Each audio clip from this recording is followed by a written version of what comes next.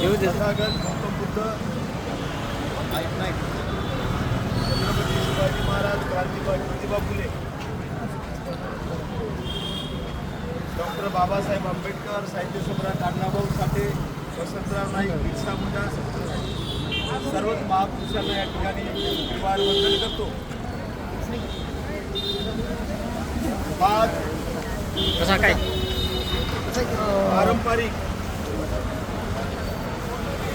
लोकशाही संवर्धन संघटनेचे राष्ट्रीय अध्यक्ष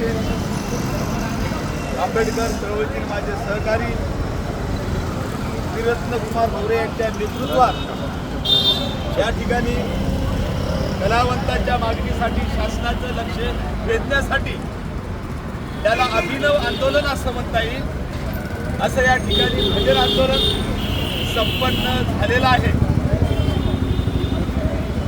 परवा महाराष्ट्राच्या बुलंद गावात भीमशाहीर माधवदादा वाडवे यांनी पारंपरिक लोक कलावंत आणि भीम टायगर सेनेच्या वतीने वामनदादा कर्डक यांच्या जयंतीचं औचित्य साधून त्या ठिकाणी भव्य असा कलावंताचा मेळावा घेतला होता. आणि त्याच मेळाव्यामध्ये भवरे साहेब यांनी आजच्या आंदोलनाचं मला निमंत्रण दिलं होतं.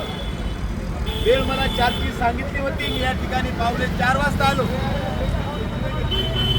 आणि म्हणून या ठिकाणी पहिल्यांदा पारंपरिक लोकशाही संवर्धन कलावंत जी संघटना आहे त्यांचं जे कलावंतांच्या मानधनासाठी जे आंदोलन आहे या ठिकाणी भीम टायगर सेनेचा राष्ट्रीय अध्यक्ष त्याने आजच्या आंदोलनाला मी या ठिकाणी जाहीर पाठिंबा देत आहे. भविष्यात कलावंतांच्या मागणीसाठी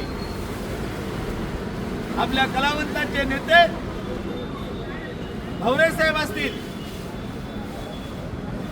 आमचे माधवदादा वाडवे असतील, सर्व कलावंत असतील, आपण जिथे जिथे आवाज देशाल त्या ठिकाणी भीम टायगर सेना आपल्या सोबत असेल एवढ्या या ठिकाणी शब्द देतो. आणि मागण्या पदरात काढून घेत असताना आपल्या मला सर्वांना सांगायचं आहे, कारण स्वातंत्र्याचा फायदा काही दलालाला भेटला, स्वातंत्र्याचा फायदा काही चोरे उचलणाऱ्याला भेटला, स्वातंत्र्याचा फायदा राजकारण्याला भेटला, अधिकाऱ्याला भेटला, उद्योगपतीला भेटला, पण जो तळागाळातला समाज आहे त्याच्यापैकी एक कलावंत समाज आहे. मला वाटतं हे स्वातंत्र्यापासून कोसो दूर आहे. आणि मग तुम्हाला फुकट काही भेटणार नाही अपेक्षित आहे, तुम्ही राहू नका. आणि खऱ्या अर्थाने मग आपल्याला आपले न्याय मागून घ्यायचे असेल तर बाबासाहेबांनी जो मॅसेज दिला 20 जुलै 1924ला बहिष्कृत हितकारणी समाज, तेव्हा बाबासाहेबांनी मॅसेज दिला संघटित व्हा. आणि म्हणून आपल्या मागण्या जर पदरात पाडून घ्यायचा असेल तर जेव्हा जेव्हा भवरे साहेब आपल्या संघटनेचे नेते तुम्हाला आवाज देतील तेव्हा तेव्हा आपण सर्वांनी धावून येण्याचं काम करावं. ते काम एकाचं दोघांचं नाही, आपण सर्व लक्षात घ्यावं. कारण संघटनेत काय ताकद असते 1-2 मिनिटाचं माझ्या आवडीचं उदाहरण सांगतो आणि या ठिकाणी मी माझ्या भाषणाला पूर्णविराम देतो. कारण शेवटी न्याय देण्यासाठी इथं संघटनाच आहे, आपल्या सर्वांना माहीत आहे. आणि संघटनेचं महत्त्व डॉक्टर बाबासाहेब आंबेडकरांनी ओळखलं होतं. तिची एकदा ताकद सांगतो आणि मी थांबतो. उन्हाळ्याचे दिवस होते. एक शेतकरी आपल्या गाडीत बसून शेताकडे निघाला होता. त्या गाडीमध्ये त्याचा मित्र सोबत होता. ते शेताकडे जात असताना त्या बैलांची दोरी त्या शेतकऱ्याच्या हातात होती आणि दुसऱ्या हातात चाबूक होतं. तो गाडी शेताकडे घेऊन जात असताना त्याच्या लक्षात आलं दोन्ही बैलावर गोमाशा आहे. त्याला वाटलं आपण मारून टाकल्या पाहिजेत. तो शेत येईपर्यंत हातातल्या चापकानी एक गोमाशी, एक गोमाशी, एक गोमाशी, एक गोमाशी अशा त्यांनी त्याचं शेता येईपर्यंत सगळ्या दोन्ही बैलावरल्या सगळ्याच गोमाशा मारून टाकल्या. शेतामध्ये भलं मोठं झाड होतं. उन्हाळ्याचे दिवस, झाडाच्या सावलीखाली त्यांनी गाडी सोडली आणि सावलीला बैल बांधली. सोबत मित्र होता. दोघांनी विसावा म्हणून त्या झाडाखाली आसरा घेतला आणि मग बसल्यानंतर दुसऱ्या मित्रांनी पहिल्या मित्राला सहज विचारलं, तो गाडी हाकत होता, कार्यवळी तुझा नेम फार जास्त आहे म्हणे. तो म्हणे कसं काय? राजा मी बघितलं, तू शेत येईपर्यंत दोन्ही बैलावरल्या गोमाशा मारल्या, तुझा एकही रट्टा खाली गेला नाही.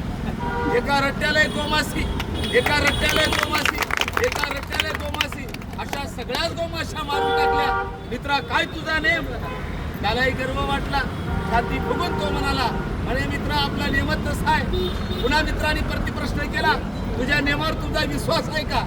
तो गर्वाणी म्हणाला, तू बघितलं नाही, तू साक्षीदार आहेस, तुझ्या समोर तर मारल्या.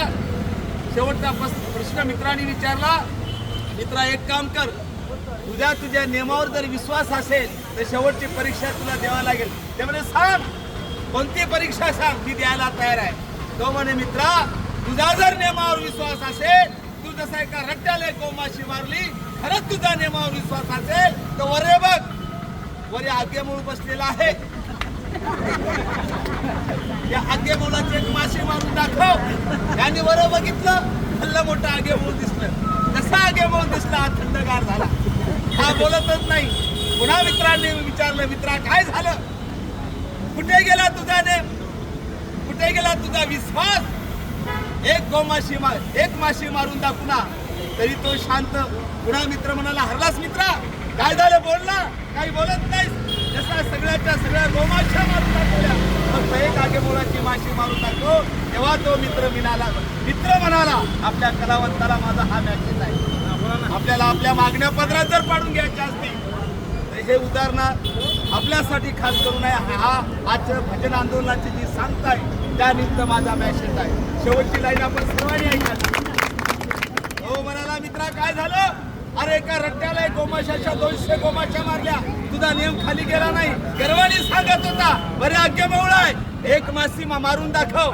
तेव्हा तो मित्र म्हणाला, मित्र वेडा आहेस तू, वेडा आहेस तू. ते म्हणे काय झालं? तू पागल आहेस मित्रा, मी वरची एक माशी सुद्धा मारू शकत नाही. त्यांनी विचारलं का? कारण तू वेडा आहेस. प्रश्न विचारणारा त्याने आश्चर्यापोटी विचारलं, काय झालं? वेड्या, मी ज्या गोमाशा मारल्या त्यात संघटन नव्हतं. एकाला मारल्या आणि दुसरी माझ्यावर खाऊन येत नव्हती. मी त्याचा फायदा घेतला, कारण गोमाशा संघटित नसतात. पण खऱ्या अर्थाने संघटनेचा अर्थ जर कोणाला कळाला असेल तर आगेमोळाच्या माशाला. आणि म्हणून मित्रा, माझं जरी 80 किलो वजन असेल, पण मी अर्ध्या ग्राम पेक्षा कमी वजनाच्या असेल माशीला मारू शकत नाही. त्यांनी विचारलं का? त्याचं कारण मित्रा, मी एखाद्या माशीवर हल्ला केला, सगळ्या माशा माझ्या अंगावर तुटून पडतील, मला रक्तबंबाळ करतील, मला जीवानिशी मारतील. म्हणून मित्रा माफ कर मित्रा, तर डॉक्टर बाबासाहेब आंबेडकरांनी सांगितलेल्या संघटनेचा खरा अर्थ त्या माशाला कळालेला आहे. आणि म्हणून हा 80 किलोचा माणूस सुद्धा अर्ध्या ग्राम पेक्षा माशीला मारू शकत नाही. ही संघटनेची ताकद असते. आणि मग तुम्ही जर एकत्रित राहिला तर भवरे साहेबांचं नेतृत्व मजबूत होईल आणि मग आपल्या मागण्या पदरी पाडतील. म्हणून आपण सर्वांनी भेल पडली तर आगे मावळ्याच्या माशासारखं शासनाला डसण्याचं काम करावं. एवढं या ठिकाणी आपल्या सर्वांना माझा मेसेज देतो. आणि या ठिकाणी मला बोलवलात त्याबद्दल परत मी आपल्या सर्वांचे आभार मानत नाही, कारण माझं स्वतःचं मत आहे की घरच्या माणसाचे आभार मानत नाही, आभार बाहेरच्याचे मानायचे असतात. म्हणून मी या ठिकाणी आपल्या आभारातच राहू इच्छितो. एवढी या ठिकाणी सांगतो. आणि परत सगळ्या कलावंताला विनंती करतो, देशाला पुढे न्यायचं असेल, धर्म आणि जातीपेक्षा देश मोठा आहे, देशापेक्षा धर्म आणि जात मोठं नाही. तुम्ही तुमच्या कलावंताच्या माध्यमातून सगळ्या जाती धर्माला शिक्षणाचं महत्त्व सांगावं, त्यांना अंधश्रद्धेतून बाहेर काढावं आणि आपला बलशाली भारत कसा होईल यासाठी सर्वांनी झटावं. एवढं या ठिकाणी सांगतो, थांबतो. जय भीम, जय संविधान. साहेब तुम आगे बढ़ो, हम तुम्हारे साथ हैं। साहेब तुम आगे बढ़ो, हम तुम्हारे साथ हैं। साहेब तुम आगे बढ़ो, हम तुम्हारे साथ हैं।